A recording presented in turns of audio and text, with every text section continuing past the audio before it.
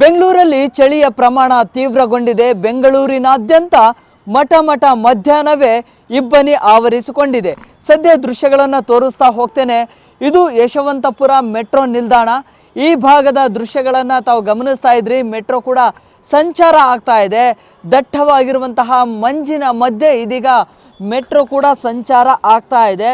ಬೆಂಗಳೂರಿನಾದ್ಯಂತ ಇದೇ ಮಂಜು ಆವರಿಸಿಕೊಂಡಿದೆ. ಒಂದು ರೀತಿಯಲ್ಲಿ ಹವಾಮಾನದಲ್ಲಿ ಕೂಡ ಸಾಕಷ್ಟು ಬದಲಾವಣೆಯ ರೀತಿಯಲ್ಲಿ ಭಾಸವಾಗ್ತಾ ಇದೆ. ಬಿಲ್ಡಿಂಗುಗಳು, ಬಹುಮಡಿ ಕಟ್ಟಡಗಳೆಲ್ಲವೂ ಕೂಡ ಇದೀಗ ಮಂಜಿನಲ್ಲಿ ಆವರಿಸಿಕೊಂಡಿದೆ. ಈ ಭಾಗಕ್ಕೆ ಬಂದರೆ ಮಹಾಲಕ್ಷ್ಮಿ ಲೇಔಟು ಜೊತೆಗೆ ಇಸ್ಕಾನ್ ಟೆಂಪಲ್, ರಾಜಾಜಿನಗರಕ್ಕೆ ಹೋಗುವಂತಹ ಮಾರ್ಗ ಇದು. ಈ ಭಾಗದಲ್ಲಿ ಕೂಡ ಸಂಪೂರ್ಣವಾಗಿ ಬಿಲ್ಡಿಂಗ್ಗಳ ಮೇಲೆ ಇಬ್ಬನಿ ಕೂಡ ಆವರಿಸಿಕೊಂಡಿದೆ. ಇದೆಲ್ಲವೂ ಕೂಡ ಒಂದು ರೀತಿಯಲ್ಲಿ ಬೆಳಗಿನ ಜಾವದ ಸಂದರ್ಭದಂತೆ ಇಲ್ಲಿ ಕಾಣಿಸ್ತಾ ಇದೆ. ಸೊ ಒಂದು ರೀತಿಯಲ್ಲಿ ವೆದರ್ ತುಂಬ ಕೂಲ್ ಆಗಿರೋದ್ರಿಂದಾಗಿ ಜನ ಕೂಡ ಸಹಜವಾಗಿ ಸ್ವೆಟರ್ಗಳನ್ನು ಹಾಕ್ಕೊಂಡು ಬೇರೆ ಬೇರೆ ಕಡೆ ತಮ್ಮ ಕೆಲಸಗಳಿಗೆ ಕೂಡ ಹೋಗ್ತಾ ಇದ್ದಾರೆ. ಒಂದು ವಾರದ ಹಿಂದೆ ಅಷ್ಟೇ ಚಳಿಯ ಪ್ರಮಾಣ ಕಡಿಮೆ ಇತ್ತು. ಇದೀಗ ಚಳಿಯ ಪ್ರಮಾಣ ಕೂಡ ಏರಿಕೆ ಆಗ್ತಾ ಇದೆ. ನಗರದ ತಾಪಮಾನ ಕೂಡ 12 ಡಿಗ್ರಿಗೆ ಕುಸಿಯುವಂತಹ ಸಾಧ್ಯತೆ ಕೂಡ ಇದೆ. ಸೊ ಹಾಗಾಗಿ ಮಠ ಮಧ್ಯಾಹ್ನವೇ ಈ ಒಂದು ಚಳಿಯ ಪ್ರಮಾಣ ಹೆಚ್ಚಾಗ್ತಾ ಇದೆ.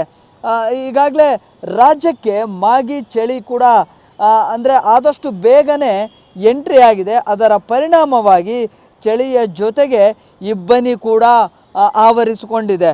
12 ಡಿಗ್ರಿಗೆ ಇಳಿಯುವಂತಹ ಸಾಧ್ಯತೆ ಇದೆ ತಾಪಮಾನ. ಸೊ ಇದರಿಂದಾಗಿ ಚಳಿ ಕೂಡ ಹೆಚ್ಚಾಗ್ತಾ ಇದೆ. ಸಹಜವಾಗಿ ಡಿಸೆಂಬರ್ ಅಂತ್ಯ ಜೊತೆಗೆ ಜನವರಿ ತಿಂಗಳಲ್ಲಿ ಚಳಿ ಜಾಸ್ತಿ ಆಗ್ತಾ ಇತ್ತು. ಆದರೆ ಅದಕ್ಕಿಂತ ಮುಂಚಿತವಾಗಿಯೇ ಇದೀಗ ಚಳಿಯ ಪ್ರಮಾಣ ಕೂಡ ಬೆಂಗಳೂರಲ್ಲಿ ಹೆಚ್ಚಾಗಿದೆ. ಈಗಾಗಲೇ ರಾಜ್ಯದಲ್ಲಿ ಲಾ ನೀನೋ ಸ್ಥಿತಿಯಿಂದಾಗಿ ಈ ಬಾರಿ ಚಳಿ ಕೂಡ ತೀವ್ರಗೊಳ್ತಾ ಇದೆ. ಸೊ ಈ ನಿಟ್ಟಿನಲ್ಲಿ ಜನ ತಮ್ಮ ಕೆಲಸಗಳಿಗೆ ಹೋಗುವಂಥ ಸಂದರ್ಭದಲ್ಲಿ ಸ್ವೆಟ್ರ್ಗಳನ್ನು ಕೂಡ ಹಾಕ್ತಾ ಇದ್ದಾರೆ. ಸಣ್ಣ ಪುಟ್ಟ ಮಕ್ಕಳಿಗೆ ಕಂಪ್ಲೀಟ್ ಆಗಿ ಚಳಿ ಹೋಗದೇ ಇರುವಂಥ ನಿಟ್ಟಿನಲ್ಲಿ ಆರೈಕೆಯನ್ನು ಕೂಡ ಮಾಡ್ತಾ ಇದ್ದಾರೆ. ಸದ್ಯ ಈ ಭಾಗ ಏನಿದೆಯಲ್ಲ ಸಂಪೂರ್ಣವಾಗಿ ಇದೀಗ ಇಬ್ಬನಿಯಿಂದ ಕೂಡಿದೆ. ಒಂದು ರೀತಿಯಲ್ಲಿ ಸಖತ್ತು ಕೂಲ್ ಆಗಿ ಪರಿಣಮಿಸ್ತಾ ಇದೆ.